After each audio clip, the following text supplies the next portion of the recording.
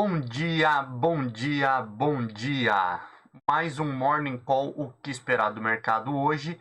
Eu sou o professor Wagner aqui da Francesca Educação Financeira e todos os dias nós estamos aqui para falar sobre fechamento de mercado e sobre tudo aquilo que impacta o seu dia a dia no mercado corporativo, no cenário político e no cenário econômico. Muito obrigado por mais um dia ter a sua companhia. Lembre-se que esse material fica disponível para você depois de forma gravada, então deixa seu like, se inscreva no canal, também acesse um dos nossos grupos de WhatsApp para que você receba aí todo esse material, inclusive material em PDF também, antes das 7 horas da manhã, direto lá no grupo, para poder consultar esse material a qualquer momento. Ontem completamos aí o nosso 100º Morning Call ao vivo, a partir das 5h50 da manhã. Muito obrigado a todos aí pela parceria, pelas felicitações, e continuamos ainda durante muito tempo, pode ter certeza, esse projeto para levar cada vez mais conhecimento aí para as pessoas que gostam de mercado, para você que trabalha em mercado financeiro também, que precisa ficar sempre atento aí às mudanças e aquilo que pode impactar o seu dia a dia. Falando um pouquinho então sobre o fechamento ontem dia 28 de abril de 2020, foi um dia com muita expectativa nas bolsas mundiais, principalmente aí por conta aí das decisões do Fed, do Federal Reserve, né, a reunião do Fed lá nos Estados Unidos, que é o Banco Central dos Estados Unidos, e do FOMC, que nada mais é do que o Copom, basicamente o Copom lá dos Estados Unidos. As definições deles não houveram muita mudança em relação às expectativas dos especialistas, mas obviamente aí eram muito aguardado todas essas definições. A princípio foi mantido aí as taxas de juros entre 0 e 0,25 aí pelo Fed, além da manutenção ali, o compromisso, né, de compra de títulos aí na casa dos 120 bilhões mensal, que o Fed já tem feito aí diversas vezes. O que mudou um pouquinho aí foi, obviamente, aí, o reconhecimento aí do Fed em relação a essa possível alta da inflação, que já é algo aí que vinha sendo monitorado tanto pelo Fed quanto por especialistas e preocupando em alguns momentos os investidores também, mas o Fed acredita que isso também é algo de curto prazo, ainda não é o momento de interferir de acordo com aquilo que o Fed e o FOMC definiram nas reuniões que duraram aí 2 dias também. Além disso, ontem nós tivemos aí a divulgação de lucros de resultado do primeiro trimestre da Microsoft, da Alphabet, que é a controladora do Google, né? Já falávamos sobre isso. Também animou o mercado como um todo, mas ainda existe muita incerteza aí em relação ao plano Biden de aumento de impostos, que manteve ontem aí as bolsas americanas em leve queda, mesmo com todo esse resultado positivo, as bolsas não deslancharam com esse receio aí em relação ao aumento de impostos do presidente Joe Biden. Já olhando para o Brasil aproveitou e surfou muito bem a onda, índice Ibovespa aí viu bem com as notícias anterior, além, obviamente, das notícias do CAGED, que registrou um aumento aí acima da expectativa em relação aos empregos no Brasil, e ao ótimo resultado aí de diversas empresas no Brasil referente ao primeiro trimestre, que tem animado como um todo os investidores. Ontem tivemos aí forte alta, principalmente de bancos, dados aí pelo resultado do Santander, que veio um resultado recorde, levou todas as instituições financeiras aí a terem uma boa alta no dia de ontem. Também ontem aí impactou o mercado a reedição, né, do programa BEM, que deve aí custar cerca de 10 bilhões de reais, mas manterá empregos e renda aí no Brasil. O programa BEM, a gente sempre fala aqui no nosso Morning Call, é aquele programa que garante aí parte dos salários sendo pagos pelo governo aquelas empresas que fizerem redução aí da jornada de trabalho. Óbvio, existem alguns compromissos, né? Mas esses são detalhes aí que não precisamos falar novamente aqui. Ainda preocupa bastante no Brasil como um todo a questão da CPI da Covid, né? Que pode trazer diversos problemas aí para o presidente Jair Bolsonaro e o governo como um todo, visto que a maioria dos participantes da CPI são da oposição, mas também o grande problema aí gira por conta aí de alguns desentendimentos em relação à forma como o presidente Jair Bolsonaro levou durante um bom tempo ali ao tratamento da pandemia da Covid-19.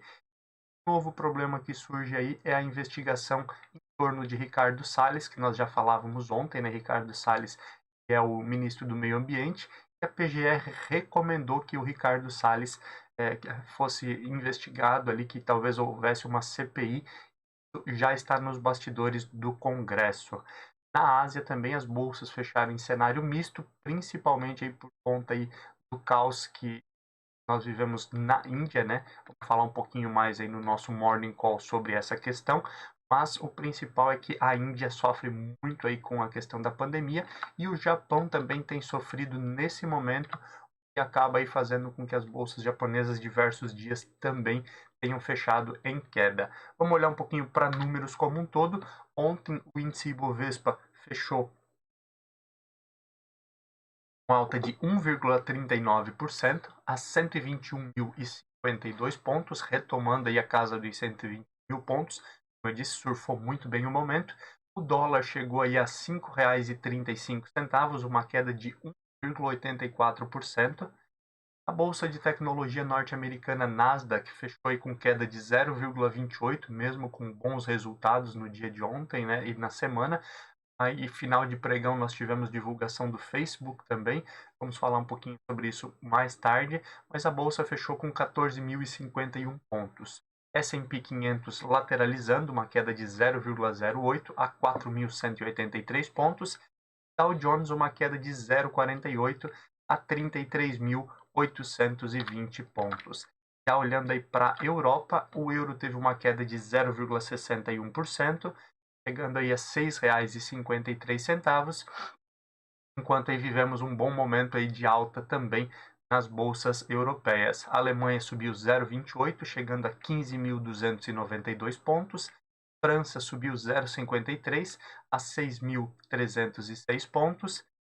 Reino Unido subiu 0,27 a 6.963 pontos. De modo geral, aí recuperando bem forte aí no dia de ontem as bolsas da Europa. Ásia, ontem tivemos aí alta no Japão e na China. A China, a China aí com alta de 0,57 a 14.398 pontos e o Japão a 0,21% de alta, fechamento em 29.053 pontos.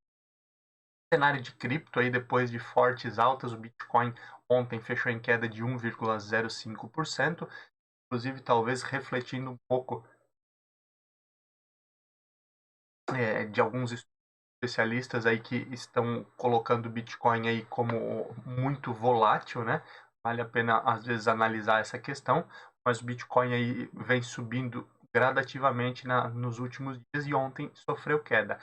Já o Ethereum teve uma alta de 2,62% no dia de ontem.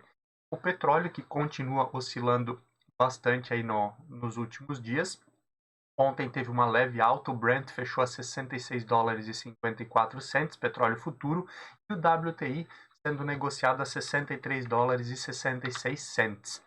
O índice S&P 500 VIX, que é o índice do medo, continua em queda, ontem uma queda de 1,59%, sendo fechado aí a 17,28 pontos, mantendo então baixo o índice de volatilidade aí, das ações do índice S&P 500.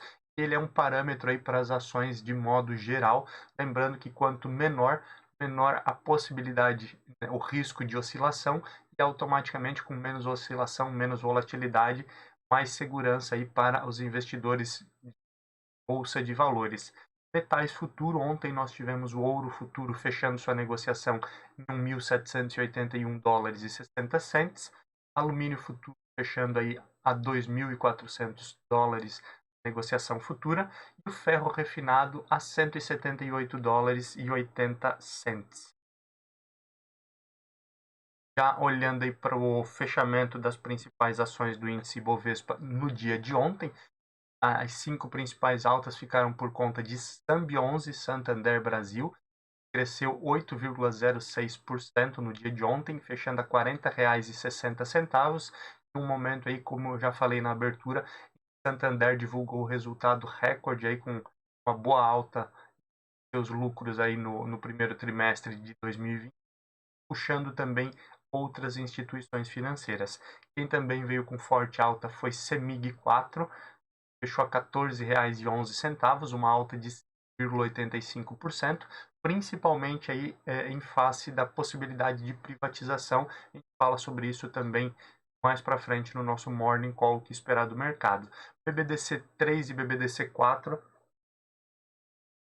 também com forte alta, BBDC 4, que é Bradesco, com alta de R$ 4,97, fechou a R$ 24,50, e BBDC 3, a maior alta, né, com alta de 4,78% a 21,48. Nesse meio de caminho aí nós fechamos aí com Elican 3, lojas americanas, né, com alta aí de 4,92% a R$ 25,80. As principais baixas aí, principalmente aí, oscilando aí por conta da queda no dólar, ficou por conta aí de JBSS3, queda de 6,14% a R$ 31,62. Marfrig, queda de 4,70% a R$ 19,05. SUSB3, também influenciada juntamente com o Klabin por essa situação. B3 com Suzano Brasil com queda de 4,69% a R$ 67,54. Klabin, queda de 3,96 a R$ 28,12. E a quinta maior baixa aí que nós tivemos foi Cielo 3, Cielo, queda de 3,28%, apesar de Cielo aí ter apresentado um resultado forte aí no primeiro trimestre, com acima do que o mercado esperava, não foi bem aceito ainda essa situação, e Cielo perdeu 3,28% no dia de ontem, fechando a R$ 3,53. Ainda essa oscilação muito grande em Cielo, né, principalmente por conta das concorrentes que cresceram bastante.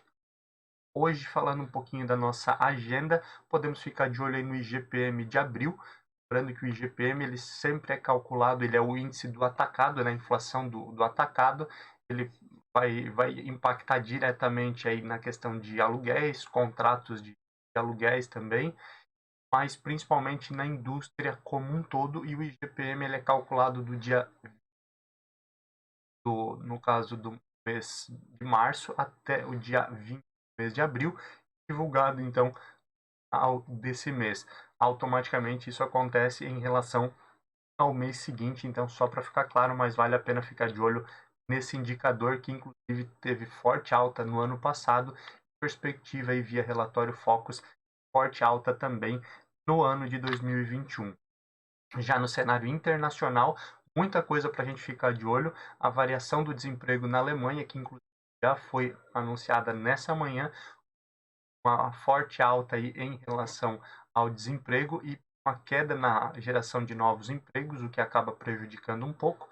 Muito disso também pode ter aí resultado do PMI da indústria na Alemanha, né, que ele veio menor que a expectativa aí durante o mês de abril, mas vale a pena ficar de olho em relação a isso. Hoje também é divulgado o IPC, Índice de Preços ao Consumidor da Alemanha, e dos Estados Unidos, será divulgado aí no dia de hoje também. É uma grande expectativa em torno de Wall Street por conta aí dessa divulgação. Hoje temos aí também os pedidos iniciais de seguro-desemprego lá nos Estados Unidos. O curso de membros do FOMC lá nos Estados Unidos deve impactar o mercado como um todo. E hoje também será divulgado o PMI da indústria da China. Frequentemente nós vamos falar aqui um pouco desses indicadores da China também, devido ao seu peso no mercado como um todo. Olhando já para cenário político, então, nós temos aí o Aras e a PGR como um todo aí, defendendo, né, querendo revogar a lei de autonomia do Banco Central. Só ressaltando um pouquinho, falando um pouco sobre essa questão, a lei de autonomia do Banco Central foi aprovada esse ano, dando aí maior autonomia ao Banco Central como um todo, né? Ele continua ainda sendo uma autarquia, mas com possibilidades aí de atuação mais isolada, sem subordinação. E a principal mudança aí ela vem vem ao encontro aí do que já acontece no restante do mundo, que é a manutenção dos cargos aí de diretores e presidente, que não pode ser trocado aí pelo presidente da República a qualquer momento e sem nenhuma justificativa. A lei que foi aprovada, ela mantém a obrigatoriedade aí de manutenção no cargo aí do presidente e dos diretores, inclusive com essa troca dos diretores de forma gradativa, são 8 diretores, 2 sendo trocados aí a cada 2 anos, né? Então, isso, 2 sendo trocados a cada ano, perdão, aí fechando o período, mas a grande mudança nessa questão é a possibilidade do novo presidente. Então, imagine o atual presidente Campos Neto, ele tem o seu mandato aí, para deixar isso bem claro, ele vai até 2004, certo? Na eleição presidencial de 2022, indiferente do candidato que venha a ganhar aí a eleição, ele não poderia trocar o Campos Neto como presidente do Banco Central antes do fim do mandato, exceto aí por algum crime, alguma coisa que ele tivesse cometido, né, que daí haveria essa possibilidade, ou por uma certa incompetência, vamos dizer que ele não estivesse aí fazendo o trabalho corretamente. Essa autonomia ela vem sendo questionada aí por essa liberação por partidos ali, principalmente partidos de esquerda. Se não me falha a memória, foi PSOL e PT que entraram com o pedido, e agora o Augusto Aras, que é o Procurador-Geral da República, se manifestou favorável a isso. A principal indicativa, a manifestação aí de Eduardo Aras em defender essa questão é a possibilidade aí de isso, na verdade, assim, na opinião dele, essa lei só poderia partir do presidente da República e não do Congresso, como foi o que aconteceu, por isso ele é contrário. Só que aí a opinião do professor Wagner aqui, né, não uma opinião do canal. Eu acho interessante que no Brasil as coisas acontecem primeiro, as coisas são aprovadas para depois alguém se manifestar e dizer que não poderia ser feito daquela forma, né? Vídeo que aconteceu aí no STF em relação à Lava Jato, mas é a minha opinião particular.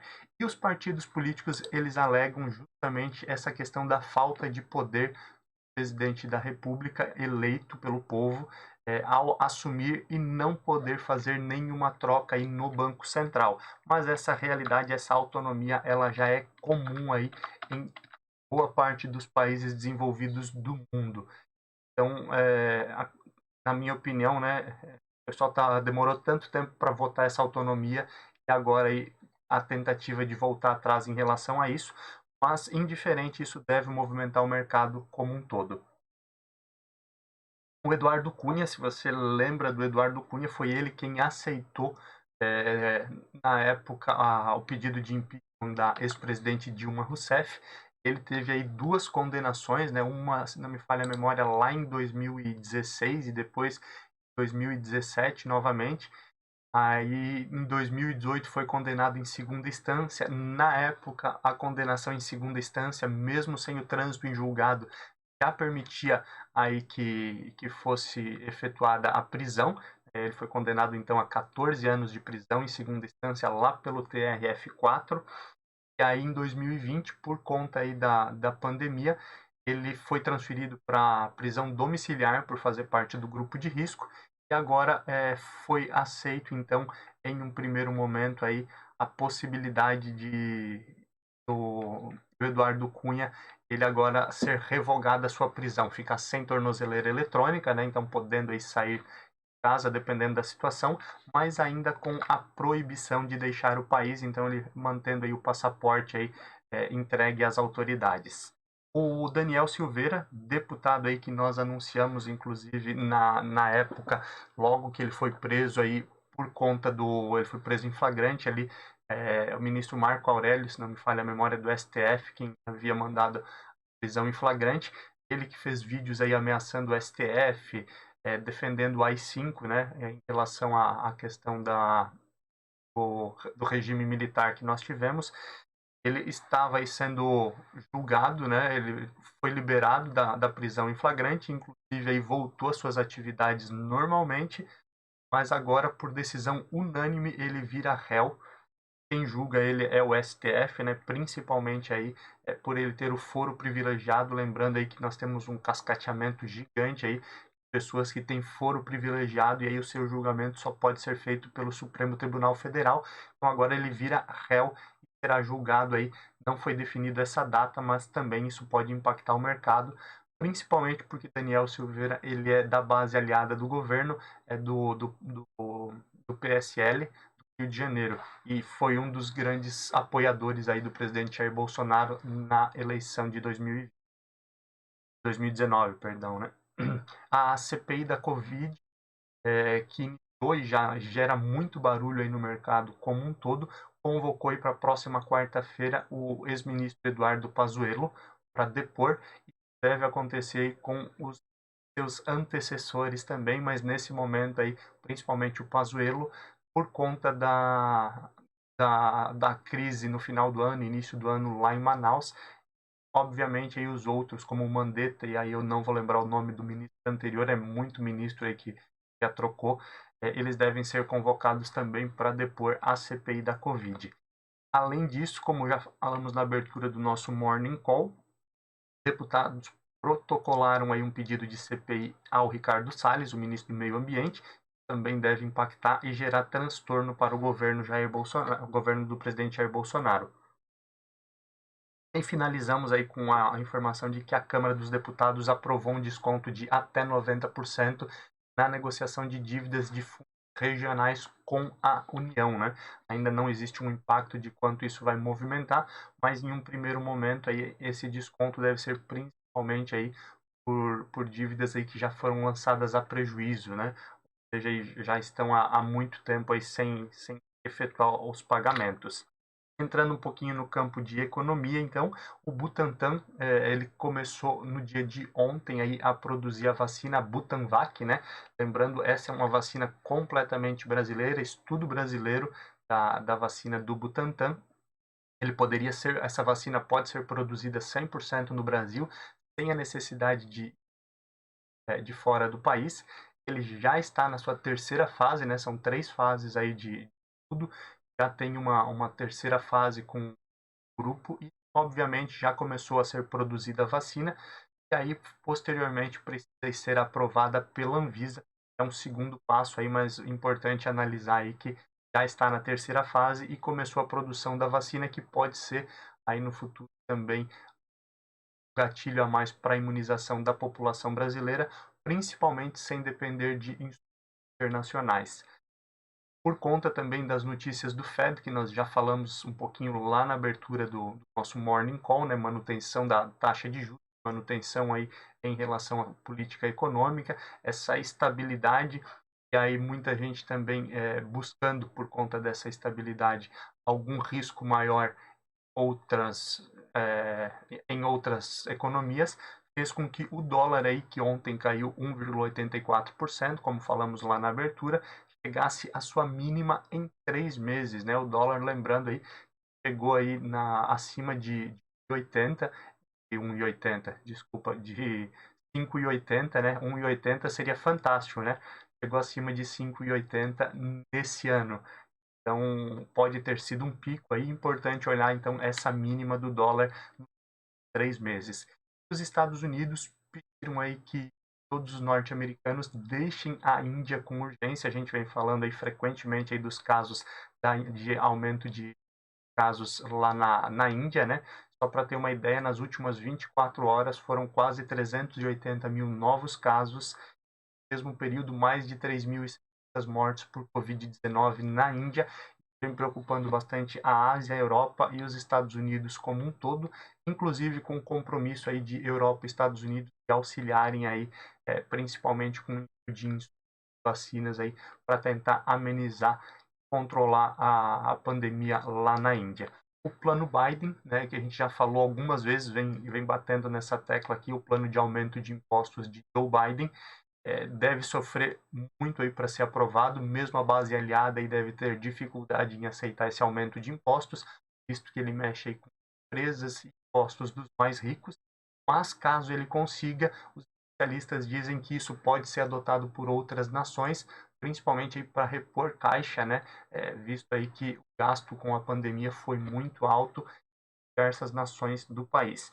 E o ministro do STF obriga o governo a adotar providências aí para realizar o censo de 2021, né? O censo que, a princípio, não seria realizado em 2021 por conta da pandemia e também por conta dos gastos que o governo está tendo.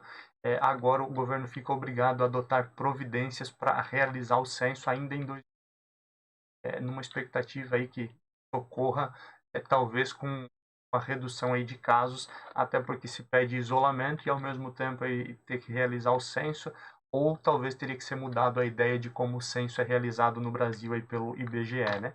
Entrando um pouquinho aí no cenário corporativo, tivemos algumas divulgações de resultado fora do Brasil e no Brasil que acabam movimentando bastante o mercado.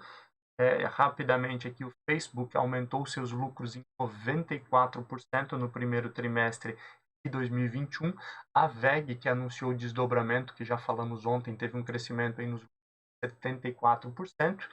Importante e interessante vermos algumas outras notícias, como a B2W, né, que é o ticker BOW3, e as lojas americanas, que é Lame 3 e Lame 4, né, anunciaram aí uma fusão.